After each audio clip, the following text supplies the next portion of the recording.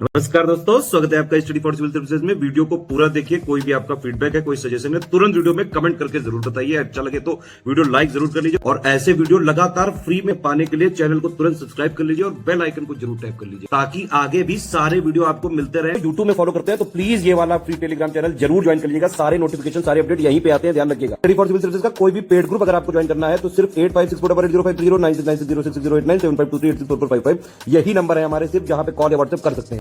Instagram पे हमारा page जरूर फॉलो कर लीजिएगा, study for civil dot services है। ट्विटर पे हमको जरूर फॉलो कर लीजिएगा, @स्टडी फॉर सिविल्स है। सारे क्वेश्चन अटेम्प्ट करिए और स्कोर अपना तुरंत कमेंट करके बताइए। आपको स्टडी फॉर सिविल सर्विसेज पे मैं आपका स्वागत करता हूं। ये हम टेस्ट सीरीज़ अपनी चला रहे हैं, सेक्शनल की टेस्ट सीरीज़ है। जीएस का यहाँ पे हम क्वेश्चंस देखेंगे। टेस्ट 2 है, टेस्ट 1 ऑलरेडी अपलोड हो चुका है। होप आपने देख लिया और अपने आंसर्स को, अपने स्कोर्स को कमेंट सेक्शन में आपने बताया भी होगा। ये यूपी ट्रिपल एससी की जो लेखपाल की भर्ती है उसके लिए हम ये टेस्ट सीरीज़ चला रहे हैं। इसी तरीके की और सारी फ्री वीडियो प्लेलिस्ट पाने के लिए आप हमारे यूट्यूब चैनल को सब्सक्राइब कर सकते हैं। साथ ही आप हमारे टेलीग्राम चैनल से भी जुड़ सकते हैं ताकि आप फ्री पिक्स के साथ रिविजन कर सकें। चलिए ये पहला क्वेश्चन देख लेते हैं। आपसे पूछ रहा है कि जो उत्तर प्रदेश का राज्य है वहाँ पे कौन सा ताप विद्युत संयंत्र यानी कि थर्मल पावर प्लांट है। आपको पहचानना है कौन सा इनमें से उत्तर प्रदेश में है। अनपरा है, फिरोज गांधी है, माफ कीजिएगा, ओबरा है या भिलाई है। तो इसका आंसर हम देखें तो 1, 2 और 3 हो जाएगा, क्योंकि जो भिलाई का है वो आपको छत्तीसगढ़ में मिलेगा। नेक्स्ट क्वेश्चन देख लेते हैं। आपसे पूछा हुआ है कि Balimela hydro electric power plant यानी कि बालीमेला जल विद्युत संयंत्र कौन से राज्य में है। और दूसरा जो उरी जल विद्युत संयंत्र है यानी कि उरी हाइड्रो इलेक्ट्रिक प्रोजेक्ट है वो कौन सी रिवर पे है। West Bengal Sileru, Orissa Sileru, West Bengal Jhelum, Orissa Jhelum. आपको बताना है कौन सा इसमें से है। तो इसका आंसर डी हो जाएगा। उड़ीसा में ये आपको बालीमेला मिलेगा और जो झेलम रिवर पे आपको उरी मिलेगा। आप मुझे बताएंगे कि झेलम रिवर का जो वैदिक नाम था यानी कि उसका पुरातन नाम था वो क्या था। नेक्स्ट क्वेश्चन देख लेते हैं। यहाँ से आपको पूछा है कि जो दोलीगुट्टा की जो माउंटेन पीक है वो उड़ीसा, वो छत्तीसगढ़, माफ कीजिएगा, छत्तीसगढ़ और एक दूसरे राज्य के सीमा पे है। वो कौन सा राज्य है। और दूसरा आपको पूछ रहा है कि डोडा बेटा की जो पीक है यानी कि माउंटेन पीक है, पर्वत है, वो कहाँ पे है। पर्वत शिखर उड़ीसा, तमिलनाडु, तेलंगाना तमिलनाडु, उड़ीसा आंध्र प्रदेश, तेलंगाना आंध्र प्रदेश। बता दीजिए इसका आंसर फटाफट से। तो इसका आंसर हो जाएगा बी, वो तेलंगाना और छत्तीसगढ़ के बॉर्डर पे है। और ये जो है डोडा बेटा जो तमिलनाडु में है। ये अगर हम नीलगिरी की बात करें, नीलगिरी की जो पर्वत श्रृंखला है उसमें सबसे ऊंची यानी कि हाईएस्ट पीक आपको देखने को मिलती है। नेक्स्ट आपसे पूछ रहा है कि वो कौन सी जगह है जहाँ पे अलकनंदा नदी मंदाकिनी नदी से मिलती है। कर्णप्रयाग, रुद्रप्रयाग, नंद प्रयाग या नन ऑफ दिस। तो अगर हम देखें इसका आंसर सी हो जाएगा, ये रुद्रप्रयाग है, क्योंकि कर्ण प्रयाग पे अगर हम देखें तो अलकनंदा और नंदाकिनी मिलती है। और जो नंद प्रयाग पे, माफ कीजिएगा, और कर्ण प्रयाग पे अलकनंदा और पिंडार रिवर मिलती है। आप अगर हम गंगा को नीचे आते हुए देखें तो टोटल 5 पंच प्रयाग होते हैं, जिनमें से 3 का मैंने आपको बता दिया, एक और आप मुझे ढूंढ के बताएंगे। इसी तरीके की और वीडियोस को पाने के लिए अगर हम या आप हमारे पेड ग्रुप की जानकारी लेना चाहते हैं तो आप हमारे व्हाट्सएप नंबरों पे कॉल करके पूछ सकते हैं। नेक्स्ट क्वेश्चन देख लेते हैं। इसमें से आपसे पूछा हुआ है कि कौन से नॉर्थ ईस्ट स्टेट यानी कि उत्तर पूर्वी राज्य की भूटान से बाउंड्री नहीं लगती है। नॉर्थ पूछा हुआ है। और भूटान टोटल कितने लेंथ की बाउंड्री हमसे इंडिया से साझा करता है। सिक्किम, असम, अरुणाचल, नागालैंड। बताइए। तो इसका आंसर डी हो जाएगा। नागालैंड की बाउंड्री नहीं लगती और भूटान जो है 699 की किलोमीटर की बाउंड्री हमसे शेयर करता है। तो अगर मैं आपको बात करूं किस किस राज्य की लगती है तो सिक्किम की लगती है, असम की लगती है, अरुणाचल प्रदेश की लगती है और वेस्ट बंगाल की लगती है। आप मुझे बताएंगे कि भारत की जो सबसे लंबी लॉन्गेस्ट इंटरनेशनल बॉर्डर है वो किस राज्य के, किस स्टेट के साथ यानी कि किस देश के साथ हम लोग शेयर करते हैं। नेक्स्ट आपको देखते हैं करेक्ट ऑप्शन। गलत विकल्प आपको इनकरेक्ट चुनना है। एक तरफ आपको जलप्रपात यानी कि फॉल्स दे रखे हैं, दूसरी तरफ वो कहाँ पे स्थित है वो बता रखा है। तो कुंचिकल कर्नाटका, नोखालिकाई मेघालय और मीन मुट्टी तमिलनाडु। बताइए इनकरेक्ट। तो इसमें सी हो जाएगा, क्योंकि मीन मुट्टी का जो है वो आपको केरल में मिलेगा। ठीक है, वो केरल में मिलेगा, वायनाड डिस्ट्रिक्ट में, जबकि ये शिमोगा डिस्ट्रिक्ट में है और यहाँ पे ईस्ट खासी डिस्ट्रिक्ट में है। एक दूसरे नेक्स्ट क्वेश्चन देख लेते हैं। सही विकल्प आपको करेक्ट चुनना है। एक तरफ राज्य दे रखे हैं, दूसरी तरफ राज्य के पशु यानी कि स्टेट एनिमल दे रखे हैं। तो नागालैंड का नीलगिरी तार, पंजाब का काला हिरण, सिक्किम का मिथुन और तमिलनाडु का लाल पांडा। तो इसमें से आपको करेक्ट बताना था। तो इसका आंसर हो जाएगा पंजाब, माफ कीजिएगा, बी इसका आंसर हो जाएगा। क्योंकि अगर हम देखें तो नागालैंड का आपको मिथुन मिलेगा, सिक्किम का आपको रेड पांडा मिलेगा और तमिलनाडु का नीलगिरी तार। नाम से भी आप पहचान सकते थे, तमिलनाडु के पास नीलगिरी है। नेक्स्ट क्वेश्चन देख लेते हैं। आपको इनकरेक्ट यानी गलत विकल्प को चुनना है। एक तरफ आपको जगह के नाम, दूसरी तरफ जहाँ पे जनजातियाँ कौन सी रहती हैं वो आपको बताना है। अंडमान निकोबार पे जारावार, तेलंगाना पे चेंचू, उत्तराखंड पे खास जनजाति और उत्तर प्रदेश में कोल जनजाति। बताइए। तो अगर हम देखें तो ए इसका इनकरेक्ट हो जाएगा, बिकॉज जरावा जनजाति जो है लिटिल अंडमान पे रहती है, अंडमान एंड निकोबार पे नहीं रहती है, लिटिल अंडमान पे रहती है। बाकी सब ठीक है। उत्तर प्रदेश की सबसे बड़ी ट्राइब पॉपुलेशन जो है वो कौन सी ट्राइब की है वो आप मुझे कमेंट सेक्शन में बताएंगे। सारे क्वेश्चन अटेम्प्ट करेंगे और अपना जो स्कोर है वो बिल्कुल बिल्कुल निर्मलता से इसको लिख देंगे, बिल्कुल सच्चाई से लिख देंगे। अगला क्वेश्चन देख लेते हैं। आपको डेज बताने हैं, एक तरफ डेज और किस लिए वो फेमस है। 10 फरवरी जो है दलहन यानी कि पल्सेस डे है, 2 फरवरी आर्द्रभूमि यानी कि वेटलैंड्स डे है, और 23 मार्च जो है वानिकी दिवस यानी कि इंटरनेशनल फॉरेस्ट डे है। बताइए इसमें से करेक्ट ऑप्शन कौन सा है। तो देखें तो फर्स्ट और सेकंड इसका करेक्ट है, इसलिए इसका आंसर ये हो जाएगा, क्योंकि इंटरनेशनल फॉरेस्ट डे आपको 23 मार्च को नहीं 21 मार्च को मनाया जाता है। ठीक है, नेक्स्ट 21 मार्च को मनाया जाता है। नेक्स्ट क्वेश्चन देख लेते हैं। इसमें से आपसे पूछा हुआ है इनकरेक्ट ऑप्शन यानी कि गलत विकल्प आपको चुनना है। इसमें आपसे इनकरेक्ट ऑप्शन पूछा है, नहीं गलत विकल्प आपको चुनना है। एक तरफ आपको ऑर्गेनाइजेशंस दे रखी हैं संगठन, और दूसरी तरफ उनके हेडक्वार्टर आपको पहचानने हैं। तो organisation of economic cooperation and development यानी कि आर्थिक सहयोग विकास संगठन पेरिस में, विश्व बौद्धिक संपदा यानी कि इंटेलेक्चुअल प्रॉपर्टी राइट जिनेवा में, और उत्तर अटलांटिक संधि संगठन नेटो यानी कि बर्लिन में। बताना है आपको इनकरेक्ट कौन सा है। तो इसमें सी ऑप्शन हो जाएगा इनकरेक्ट, क्योंकि नेटो की जो आपको हेडक्वार्टर मिलेगी वो आपको ब्रुसल्स बेल्जियम में मिलेगी। चलिए आइए नेक्स्ट क्वेश्चन देख लेते हैं। इसमें आपसे पूछा है कि कौन से आर्कोलॉजिकल यानी कि पुरातात्विक स्थल जो है लूनी रिवर पर स्थित है, और दूसरा कौन सा पुरातात्विक स्थल जो है वो सतलुज रिवर पे स्थित है। लोथल रोपड़ धोलावीरा रोपड़, लोथल आलमगीरपुर धोलावीरा आलमगीरपुर। बताइए इसका आंसर। तो अगर हम देखें तो इसका आंसर बी हो जाएगा, धोलावीरा और रोपड़। जबकि अगर हम लोथल की बात करें तो वो भोगवा रिवर पे है, और आलमगीर की बात करें तो वो हिंडौन रिवर पे है। नेक्स्ट क्वेश्चन देख लेते हैं। एक तरफ आपको जनपद दे रखे हैं महाजनपद, और दूसरी तरफ आपको उनकी कैपिटल्स दे रखी है। तो आपको बताना है कि कौन सा सही मैच है। तो अंगा शुक्तिमती है, वज्जी महाजनपद चंपा, चेट्टी वैशाली, और कुरु महाजनपद इंद्रप्रस्थ। तो इसका आंसर डी हो जाएगा, क्योंकि अगर हम देखें तो अंगा की जो कैपिटल थी वो चंपा थी, वज्जी की वैशाली थी, और चेट्टी महाजनपद की सुक्तिमती थी। कभी कभार इनकी नदन और सदन कैपिटल्स भी आपसे पूछ ली जाती है, वो भी आपको पता होनी चाहिए। नेक्स्ट क्वेश्चन देख लेते हैं। एक तरफ आपको बैटल्स दे रखे हैं, दूसरी तरफ उन बैटल्स को खत्म करने वाली संधियों के नाम आपको करेक्ट ऑप्शन यानी कि सही विकल्प पहचानना है।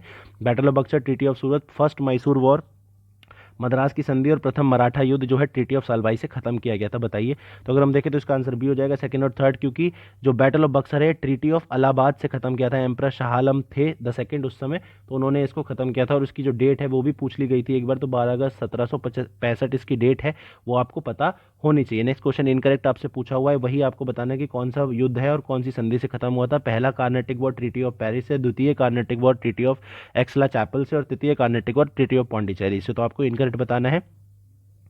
तो अगर हम देखें तो ये ऑल ऑफ दीज इसका आंसर हो जाएगा, क्योंकि फर्स्ट कार्नेटिक वॉर एक्सला चैपेल से खत्म हुआ था, सेकंड वाला पौंडीचेरी से, और थर्ड वाला जो है पेरिस से। अगर हम कार्नेटिक वॉर्स की बात करें तो यहाँ पे एंग्लो फ्रेंच इंग्लिश और फ्रांसीसियों के बीच में यहाँ पे लड़ाई होती थी, और जो डोमेस्टिक हमारे यहाँ डायनेस्टिक डिस्प्यूट्स थे यानी कि राजघरानों के डिस्प्यूट्स थे, उनमें इन्होंने हस्तक्षेप करना चालू कर दिया था। नेक्स्ट क्वेश्चन देख लेते हैं। यहाँ से पूछ रहा है कि 1909 का जो इंडियन काउंसिल एक्ट है वो कांग्रेस के किस अधिवेशन में उसको पेश किया गया था, और उस अधिवेशन की चेयरमैनशिप किसने करी थी। लाहौर, गोपाल कृष्ण गोखले इलाहाबाद, गोपाल कृष्ण गोखले लाहौर, मदन मोहन मालवीय इलाहाबाद, मदन मोहन मालवीय। तो इसका आंसर सी हो जाएगा, लाहौर और मदन मोहन मालवीय। आप मुझे बताएंगे लाहौर का एक अधिवेशन यानी कि सेशन बड़ा फेमस है, तो वो क्यों है, और वो कौन से ईयर में हुआ था, ये दोनों आप मुझे खोज के बताएंगे, क्योंकि जब तक आप नहीं ट्राई करेंगे तब तक चीज़ें अच्छी तरीके से नहीं चल पाएंगी, इसलिए आपको भी ट्राई करना बहुत जरूरी है। नेक्स्ट क्वेश्चन आपको पूछा है कि इन राजाओं को आपको क्रोनोलॉजिकली या शासकों को कालानुक्रमिक क्रम में आपको क्रोनोलॉजिकली लगाना है। बहादुर शाह, जहांगीर शाह, फारूक सियार और मोहम्मद शाह रंगीला। तो बताइए। तो अगर हम इसका देखें तो ये सी हो जाएगा। ये सही तरीके से लगे हुए हैं कि जो बहादुर शाह प्रथम थे वो 1707 औरंगजेब की मृत्यु के बाद से 12 तक थे। जहांगीर शाह 1712 से 1713 तक थे। फारूक सियार 1713 से लेकर 19 तक थे, और मोहम्मद शाह रंगीला 1719 से लेकर 48 तक थे। तो इसलिए इसका आंसर हो जाएगा सी। नेक्स्ट क्वेश्चन देख लेते हैं। इसमें से आपसे पूछा है कि पिंगाली सुर्रा ने कौन सी किताब नहीं लिखी है। तो ये बहुत ध्यान से पढ़ेंगे। पांडुरंग महामात्य, गरुड़ पुराण, राघव पांडिवियम और कला पूर्णो दयामु कौन सी नहीं लिखी। तो इसका आंसर ए हो जाएगा, पांडुरंग महामात्य। ये किसने लिखी है, तेनालीराम ने, तेनाली रामकृष्णा उनका नाम था, उन्होंने ये लिखी है। बाकी ये तीनों इन्होंने लिखी है। जो पिंगाली सुर्राना था ये पोएट थे कहाँ पे, 16th सेंचुरी में जो विजयनगर एम्पायर थे वहाँ पे जो अष्टदिग्गज होते थे कोर्ट में, उसका ये पार्ट थे। नेक्स्ट क्वेश्चन देख लेते हैं। ट्राइबल यानी कि जनजातीय फेस्टिवल्स आपको पूछे हुए हैं, आपको राज्य पहचानने हैं। तो बैशागु कहाँ होता है और उगाड़ी कहाँ होता है। सिक्किम आंध्रा, असम आंध्रा, सिक्किम कर्नाटक, असम कर्नाटक। बताइए। तो अगर हम देखें तो इसका आंसर हो जाएगा असम और आंध्रा। असम में आपको बैगाशु होता है, और आंध्र प्रदेश में उगाड़ी। ये बेसिकली न्यू ईयर होते हैं, नया साल इस दिन मनाया जाता है। आंध्र प्रदेश के अलावा इसको कर्नाटका, तेलंगाना में भी मनाया जाता है, और अगर हम देखें तो महाराष्ट्र में इसी पर्व को गुड़ी पाड़वा के नाम से मनाया जाता है। अगला क्वेश्चन देख लेते हैं। आपको एक तरफ स्टेट दे रखी है, दूसरी तरफ लोक नृत्य दे रखे हैं। बिहार का चापेली, छत्तीसगढ़ का जाट जतिन, गोवा का तरंगमल और हिमाचल प्रदेश का पंडावानी। तो इसका आंसर क्या हो जाएगा।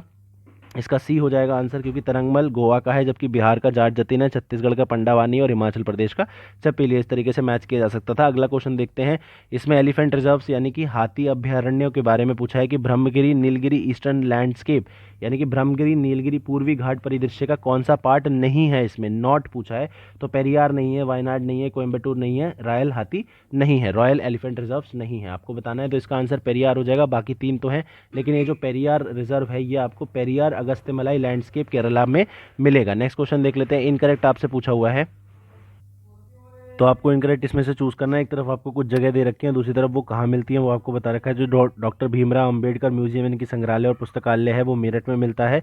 उसके बाद काल का बिंदादिन महाराज की ड्योढ़ी और कथक म्यूजियम आपको लखनऊ में मिलता है। लाल बहादुर शास्त्री का जो स्मृति संग्रहालय है वो आपको बनारस में मिलता है। आपको बताना है कौन सा इनकरेक्ट है। तो अगर हम देखें तो ये नेहरू सॉरी, इसमें जो वन है वो इनकरेक्ट है, क्योंकि जो ये भीमराव अंबेडकर की म्यूजियम है वो आपको रामपुर में मिलेगी, ना कि मेरठ में। नेक्स्ट क्वेश्चन देख लेते हैं। इसमें आपसे पूछा हुआ है कि आपको कुछ जगह के नाम दे रखे हैं और आपको जगह पहचाननी है वो कौन सी राज्य मतलब कौन सी जगह पे है, कौन सी डिस्ट्रिक्ट में है। तो ये जो साधना नाट्य कला केंद्र है वो बनारस में है, यायावर गाजियाबाद में, नेहरू बाल भवन प्रयागराज में और अभिनय ज्योति लखनऊ में। आपको सही पहचानना है, करेक्ट ऑप्शन पहचानना है। तो सी इसका आंसर हो जाएगा, क्योंकि साध्य नाटक अकेडमी आपको गाजियाबाद में मिलेगी, यायावर आपको लखनऊ में मिलेगी और अभिनय ज्योति आपको बनारस में मिलेगी। नेक्स्ट क्वेश्चन देख लेते हैं। इस तरफ आपको स्पोर्ट्स दे रखे हो, यहाँ पे कौन सी डिस्ट्रिक्ट में होते हैं वो बताना है।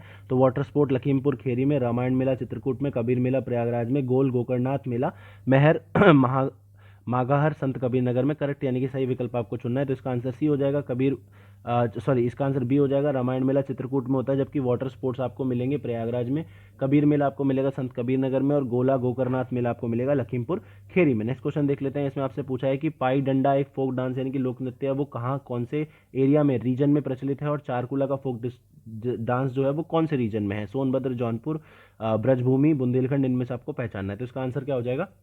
इसका आंसर हो जाएगा डी, बुंदेलखंड में पाईडंडा और चारकोला में ब्रजभूमि, डी हो जाएगा। जबकि जौनपुर का जो फोक डांस उसका नाम है चौरसिया। नेक्स्ट क्वेश्चन देख लेते हैं। आपसे पूछा है कि ब्रिटिश कॉन्स्टिट्यूशन यानी कि ब्रिटिश संविधान से हमने कौन सी चीजें नहीं ली हैं, पूछा हुआ है, नॉट पूछा हुआ है। तो सिंगल सिटीजनशिप यानी कि एकल नागरिकता, और द्विसदनवाद यानी कि बाइकैमरलिज्म, मौलिक कर्तव्य फंडामेंटल ड्यूटीज, और मंडलीय प्रणाली यानी कि कैबिनेट सिस्टम। तो अगर हम देखें तो फंडामेंटल ड्यूटीज हमने नहीं लिया। फंडामेंटल ड्यूटीज हमने कहाँ से ली है? रशिया से ली है। नेक्स्ट क्वेश्चन देख लेते हैं। पूछा हुआ है कि दिए हुए जो हाई कोर्ट्स हैं उनमें से 3 जो है एक साल में यानी कि सेम ईयर में स्थापित किए गए थे। तो आपको ऑड वन आउट चुनना है। तो बताना है सिक्किम, त्रिपुरा, मणिपुर, मेघालय में से। तो अगर हम देखें तो सिक्किम है वो 1975 में हुआ था, बाकी जो तीनों हैं ये 2013 में स्थापित किए गए थे। नेक्स्ट क्वेश्चन देख लेते हैं। आपसे पूछा है फिर से वही कि 4 आर्टिकल्स दे रखे हैं, ऑड वन आउट आपको चुनना है। नॉर्थ ईस्टर्न जो राज्य हैं, उत्तर पूर्वी राज्य हैं, उनके लिए विशेष प्रावधान किए गए हैं। तो कौन से इन आर्टिकल्स में उस नॉर्थ ईस्ट के लिए नहीं है? तो अगर हम देखें 71 में एफ में, 71 जी में, 71 एच में, 71 आई में। तो अगर हम देखें इसका आंसर डी हो जाएगा। 71 आई में गोवा के लिए किया हुआ है, जबकि अगर हम बात करें 71 एच में, 71 एफ में तो सिक्किम के लिए है, जी में मिजोरम के लिए और एच में अरुणाचल प्रदेश के लिए है। नेक्स्ट क्वेश्चन देख लेते हैं। आपसे पूछा हुआ है कि पंचायत का जो कॉम्पोजिशन है यानी कि जो संरचना है वो कौन से अनुच्छेद में दी हुई है? 243 ए में, 243 बी में, 243 सी में या 243 जी में, आपको बताना है। तो इसका आंसर हो जाएगा 243 सी में इसकी संरचना दी हुई है, जबकि 243 ए में आपको ग्राम सभा के बारे में दिखता है, 243 बी में कॉन्स्टिट्यूशन यानी कि संयोजन के बारे में मिलता है,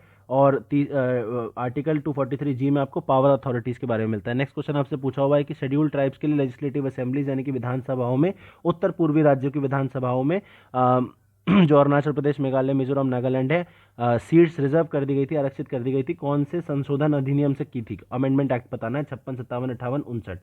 तो अगर हम देखें तो इसको किया गया था 57 संविधान संशोधन एक्ट से 1987 में। नेक्स्ट क्वेश्चन देख लेते हैं। आपको एक तरफ कॉन्स्टिट्यूशन के भाग पार्ट दे रखे हैं, दूसरी तरफ वो पार्ट किसके लिए है वो आपको बताना है। तो पार्ट ए यूनियन टेरिटरीज के लिए, पार्ट बी पंचायत, पार्ट 9 ए पंचायत, पार्ट 9 बी नगर पालिका। आपको सही विकल्प करेक्ट ऑप्शन चुनना है। तो अगर हम देखें तो ए ओनली ऑप्शन हो जाएगा, क्योंकि 9 ए आपको म्यूनिसिपैलिटीज के बारे में बताता है और 74th कॉन्स्टिट्यूशन से आया था। आपको मुझे इसका ईयर बताना है। दूसरा जो 9 बी है ये कोऑपरेटिव्स के बारे में बताता है, ये भी 97th कॉन्स्टिट्यूशन अमेंडमेंट से आया था, इसका भी आपको मुझे ईयर बताना है। जबकि पंचायत की बात जो है 9th पार्ट हमारा करता है, जो कि 73rd अमेंडमेंट से आया था, इसका भी आपको मुझे ईयर बताना है। तो तीनों अमेंडमेंट्स के आपको ईयर बताना है। अगला क्वेश्चन देख लेते हैं। सर जेम्स यंग सिम्पसन ने इनमें से किस चीज़ का आविष्कार किया था, किस चीज़ की खोज की थी? क्लोरीन, क्लोरोफॉर्म, हाइड्रोजन, या इनमें से कोई नहीं? तो अगर हम देखेंगे तो उन्होंने क्लोरोफॉर्म की खोज की थी, जबकि क्लोरीन की अगर हम बात करें तो इन महानुभाव का नाम था कार्ल विल्हेम स्कील, इन्होंने इसकी खोज करी थी। जबकि हाइड्रोजन की बात करें तो हेनरी कैवेंडिश इनका नाम था जिन्होंने हाइड्रोजन की खोज करी थी, इसलिए इसका आंसर हो जाएगा क्या, बी, क्लोरोफॉर्म। नेक्स्ट क्वेश्चन देख लेते हैं। इसमें आपसे पूछा हुआ है कि नाइट्रोजनस फर्टिलाइजर्स यानी कि जो नाइट्रोजन से बने हुए उर्वरक होते हैं, नाइट्रोजन की मात्रा सबसे कम यानी कि लोएस्ट किस में होती है, ammonium sulphate, ammonium chloride, calcium nitrate, calcium ammonium nitrate. तो इसका आंसर हो जाएगा सी, कैल्शियम नाइट्रेट में 17% के आसपास ये पाया जाता है, जबकि क्लोराइड अमोनियम क्लोराइड में 25%, सल्फेट में 21% और अमोनियम नाइट्रेट में 35%।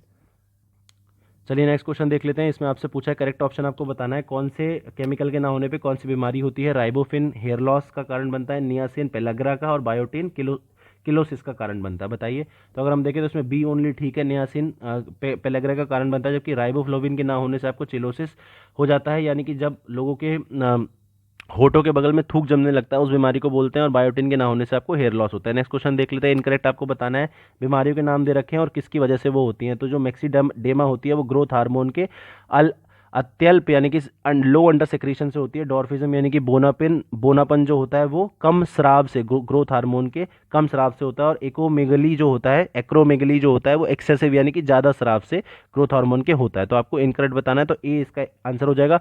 बिकॉज ये जो मैक्सीडेमा होता है अंडर सेक्रेशन से तो होता है, लेकिन ये थायरॉक्सिन के अंडर सेक्रेशन से होता है।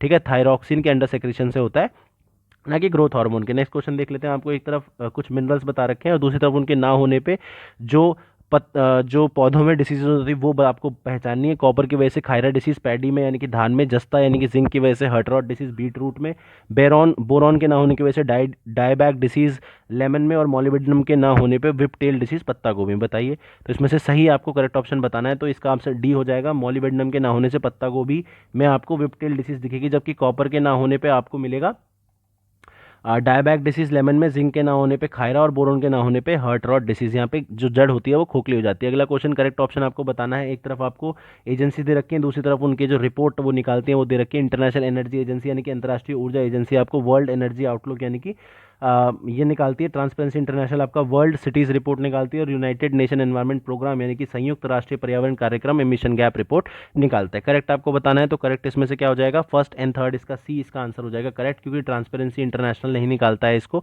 वर्ल्ड सिटीज रिपोर्ट को यूएन हैबिटेट निकालता है। आप मुझे बताएंगे ट्रांसपेरेंसी इंटरनेशनल रिपोर्ट इंटरनेशनल कौन सी रिपोर्ट निकालता है। नेक्स्ट क्वेश्चन देख लेते हैं। इसमें पूछा है कि कौन सी रामसर साइट पंजाब में स्थित नहीं है। तो नांगल नहीं है, हरिके आर्द्रभूमि नहीं है, भिंडावास नहीं है, या रोपड़ नहीं है। इसका आंसर सी हो जाएगा। भिंडावास आपको पहले भी कई सारे वीडियोस में हम डिस्कस कर चुके हैं। ये भिंडावास और खप्परवास दोनों ही आपको हरियाणा में मिलेगी। नेक्स्ट क्वेश्चन आपसे पूछ रहा है कि हर घर जल डिस्ट्रिक्ट हमको घोषित करनी थी। तो आर्थिक सर्वेक्षण इकोनॉमिक सर्वे 2021 के हिसाब से कितनी हमने कर दी हैं जल जीवन मिशन के अंदर। तो 85, 84, 83 कितनी कर दी है हमने। तो इसका आंसर हो जाएगा 83 हमने कर दी है। बेसिकली हमें जल जीवन मिशन में करना क्या है, 2024 तक सभी घरों में हमें टैप्ड वाटर यानी कि पाइपों से पानी पहुंचाना है। और यहाँ पे होगा क्या, वाटर मैनेजमेंट, वाटर रिसाइकलिंग, यानी कि जो सीवर वाटर होता है उसको रिसाइकिल भी करेंगे और वाटर मैनेजमेंट भी करेंगे। और यहाँ पे जो सामुदायिक इसकी एक अप्रोच है, कम्युनिटी अप्रोच है। नेक्स्ट क्वेश्चन आपसे पूछा है कि आर्थिक सर्वेक्षण 2021 इकोनॉमिक सर्वे के हिसाब से इंडिया में इस साल कितने यूनिकॉर्न स्टार्टअप्स हुए और टोटल यूनिकॉर्न स्टार्टअप्स की संख्या हमारे यहाँ कितनी है। तो आपको बताना है 45, 44, 46, 47। तो इसका आंसर हो जाएगा 44 इस साल हुए और 83 टोटल हो गए। यूनिकॉर्न कौन होते हैं, जिनकी वैल्यूएशन, मार्केट वैल्यूएशन 1 बिलियन से ऊपर पहुंच जाती है। नेक्स्ट क्वेश्चन हम देख लेते हैं। इसमें आपसे पूछा है कि इंडिया 2010 से 2020 के बीच में आर्थिक सर्वेक्षण के हिसाब से जो विश्व स्तर पर जो वन क्षेत्र यानी कि फॉरेस्ट एरिया बढ़ाने के मामले में कौन से नंबर पे आता है, थर्ड, चौथा, दूसरा या पांचवा। बताइए। तो हम जो इस मामले में आते हैं थर्ड नंबर पे आते हैं। ठीक है, हमने एक बॉन्ड चैलेंज भी चलाया हुआ है।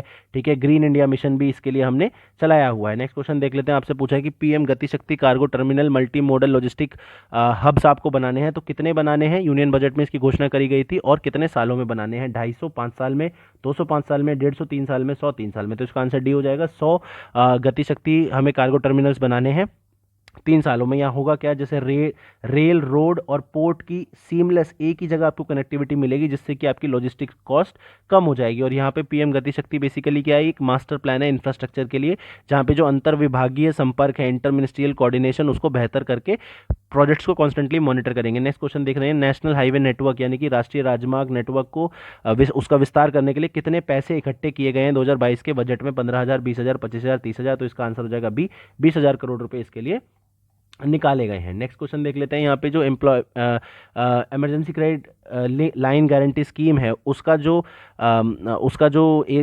जो अमाउंट है उसको बढ़ा के 50,000 करोड़ से कितने लाख करोड़ कर दिया है यूनियन बजट 2022 में? 2 लाख, 3 लाख, 4 लाख, 5 लाख। तो इसका अगर हम आंसर देखें तो 5 लाख करोड़ इसका कर दिया है। ये होता क्या है बेसिकली? ये आत्मनिर्भर भारत पैकेज का ये एक हमारा पार्ट था, emergency credit line guarantee scheme. यहाँ पे जो एमएसएमईज थी जो कोविड लॉकडाउन की वजह से बहुत ज़्यादा क्रेडिट क्रंच महसूस कर रही थी, उनको कोलैटरल फ्री क्रेडिट यहाँ पे दिया जाता है। अगला क्वेश्चन देख लेते हैं। यहाँ से आपको कुछ एक मॉनेटरी पॉलिसी से रिलेटेड यानी कि मौद्रिक नीति से रिलेटेड कुछ आपको दर दे रखी है और कितनी वो दर एग्जैक्टली में है, नाम आपको पहचानना है और दर कितनी है अभी। तो रिवर्स रेपो रेट आपको 3.35 है, सीमांत स्थायी सुविधा दर यानी कि मार्जिनल स्टैंडिंग फैसिलिटी 4.25 है, नगद आरक्षित अनुपात कैश रिजर्व रेशो 4.25 और संविधान तरलता अनुपात स्टैट्यूटरी रेशो 18%। तो अगर हम देखें तो इसका आंसर इनकरेक्ट आपसे पूछा हुआ था, गलत विकल्प आपको चुनना था, तो कैश रिजर्व रेशो ये अभी 4% है। देखिए रेपो रेट क्या होती है? जिसपे आरबीआई लोन देता है दूसरे बैंक को। रिवर्स रेपो रेट क्या होती है? जो आरबीआई लोन लेता है दूसरे बैंकों से। मार्जिनल स्टैंडिंग फैसिलिटी क्या होती है? जब बैंकों के पास लिक्विडिटी यानी कि तरलता की अगर असुविधा हो जाती है, प्रॉब्लम हो जाती है, तो आरबीआई से वो पैसे ले सकते हैं लेकिन लिमिटेड अमाउंट में। और स्टैट्यूटरी लिक्विडिटी रेशो क्या होता है? जो बैंक्स अपने पास एक प्रोविजनिंग बना के रखते हैं, वो चाहे गवर्नमेंट सिक्योरिटीज में हो सकती है, कैश में हो सकती है, गोल्ड में हो सकती है, आरबीआई बताता है कि किस में हो सकती है। और कैश रिजर्व रेशो क्या होता है? जो बैंक्स जो हैं अपना पैसा आरबीआई के पास रखते हैं। कैश रिजर्व रेशो पे ध्यान रखिएगा कि इंटरेस्ट नहीं मिलता है बैंकों को। अगला देख लेते हैं। यहाँ से पूछ रहा है कि कौन सी स्टेट गवर्नमेंट ने अभी एक एमओयू साइन किया है, किसके साथ? Social alpha energy lab clean energy international incubation centre के साथ ये एमओयू साइन किया गया है क्लीन एनर्जी के लिए यानी कि साफ ऊर्जा के लिए। किसने किया है? तमिलनाडु, केरला, महाराष्ट्र, राजस्थान। तो अगर हम बात करें तो ये बेसिकली कारनामा किया है हमारे केरला के राज्य ने। तो केरला काफ़ी ज़्यादा केरला नहीं, क्लीन एनर्जी काफ़ी ज़्यादा इंपॉर्टेंट है क्योंकि क्लाइमेट चेंज जो है हमारा काफ़ी ज़्यादा तेज़ी से बढ़ रहा है। अगला क्वेश्चन देख लेते हैं। आपसे पूछा है कि आदि बद्री डैम को बनाने के लिए कौन से 2 राज्यों ने एमओयू साइन किया है? हिमाचल, हरियाणा, उत्तराखंड, पंजाब, हिमाचल, पंजाब, उत्तराखंड, हरियाणा। तो अगर हम देखें तो हिमाचल और हरियाणा ने किया आदि बद्री डैम को क्यों बनाया जा रहा है? ताकि जो हमारी पौराणिक मिथिकल सरस्वती रिवर है उसको वापस से रिवाइव किया जा सके। नेक्स्ट क्वेश्चन देख लेते हैं। तो पूछा है कि एक व्यक्ति हैं इब्राहिम सूतर, जो सामाजिक कार्यकर्ता, सोशल एक्टिविस्ट और पद्मश्री अवार्डी भी हैं, तो उनको किस राज्य का कबीर कहा जाता है? छत्तीसगढ़, झारखंड, महाराष्ट्र, कर्नाटक। तो उनको कर्नाटक, डी इसका ऑप्शन हो जाएगा डी, कर्नाटक का उनको कबीर कहा जाता है। नेक्स्ट क्वेश्चन देख लेते हैं। इसमें आपसे पूछा हुआ है कि non callable deposits Platina fix deposit scheme अभी लॉन्च करी है, तो वो किस स्मॉल फाइनेंस बैंक ने करी है? AU small finance bank, Ujjivan, Equitas या जना स्मॉल बैंक। तो अगर हम देखें तो एयू स्मॉल फाइनेंस बैंक माफ़ कीजिएगा, उज्जीवन ने ये स्कीम लॉन्च करी है। नॉन कॉलेबल डेटेड सिक्योरिटीज़ क्या होती है? आपने आज पैसा डाला और इसकी मैच्योरिटी 5 साल बाद है, तो 5 साल तक आप पैसा नहीं निकाल सकते, इसको नॉन कॉलेबल बोलते हैं। अब आप मुझे बताएंगे जो स्मॉल फाइनेंस बैंक्स होते हैं, स्मॉल फाइनेंस बैंक्स और पेमेंट्स बैंक्स में क्या क्या डिफरेंस है? इसका क्वेश्चन सीधा सीधा यूपीएससी पूछ चुका है। नेक्स्ट क्वेश्चन देख लेते हैं। शशि थरूर की किताब आई थी प्राइड प्रेजुडाइज पंडितरी, वो कौन सी जगह से रिलीज की गई है? और अभी हमारे प्राइम मिनिस्टर मोदी को एक हाईएस्ट सिविलियन यानी कि सर्वोच्च नागरिकता पुरस्कार सम्मानित किया गया था, नागदाग पेलगी घोरलो। तो वो कौन से देश के प्रधानमंत्री ने किया था? तो हैदराबाद, नेपाल, बेंगलुरु, भूटान, हैदराबाद, भूटान और बेंगलुरु, नेपाल। तो इसका आंसर हो जाएगा सी, हैदराबाद से वो किताब प्रकाशित की गई थी और भूटान के प्रधानमंत्री ने हमारे प्रधानमंत्री को किया था सम्मानित। तो आप मुझे बताएंगे कि भारत का जो सबसे सर्वोच्च नागरिकता सम्मान है, हाईएस्ट सिविलियन अवार्ड है, उसका नाम क्या है और वो कौन सी डेट को कॉन्स्टिट्यूट हुआ था? सबसे पहले कौन सी डेट को बताया गया था? नेक्स्ट क्वेश्चन देख लेते हैं। Self reliant India employment scheme के जो लाभार्थी हैं उनके बारे में बताना है, किस राज्य में सबसे ज़्यादा लाभार्थी हैं। और दूसरा एक जोग्राफिकल इंडिकेशन यानी कि भौगोलिक संकेतक के बारे में बताना है कि मिथिला मखाना जिसको अभी मिला है तो वो किस राज्य में है? मध्य प्रदेश, झारखंड, मध्य प्रदेश, बिहार, महाराष्ट्र, झारखंड। तो इसका अगर हम देखें तो महाराष्ट्र में सबसे ज़्यादा आपको इसके लाभार्थी मिलेंगे और मिथिला मखाना नाम से ही पता लग रहा है कि वो बिहार से है। यहाँ पे ये स्कीम क्या है? बेसिकली कोविड के टाइम पे बहुत सारी जॉब लॉसेज हो गई हैं, तो अभी एम्प्लॉयमेंट को प्रमोट करने के लिए जो एम्प्लॉयज़ का कंट्रीब्यूशन है एम्प्लॉयमेंट प्रोविडेंट फंड में, एम्प्लॉय प्रोविडेंट फंड में ईपीएफओ में जो कंट्रीब्यूशन एम्प्लॉयज़ डालते हैं अपनी सैलरी से, वो अब सरकारें डालेंगी, ठीक है, 2 साल तक ही डालेंगी। तो इस तरीके से हमने आज ये 50 क्वेश्चन किया। आई होप आपने अटेम्प्ट किए होंगे। अटेम्प्ट किए हैं तो क्वेश्चंस को आपने स्कोर्स को कमेंट सेक्शन में लिखिए, और अगर आपने नहीं किए हैं तो मैं आपसे बोलता हूँ कि दोबारा ये वीडियो देखिए और दोबारा अटेम्प्ट करिए।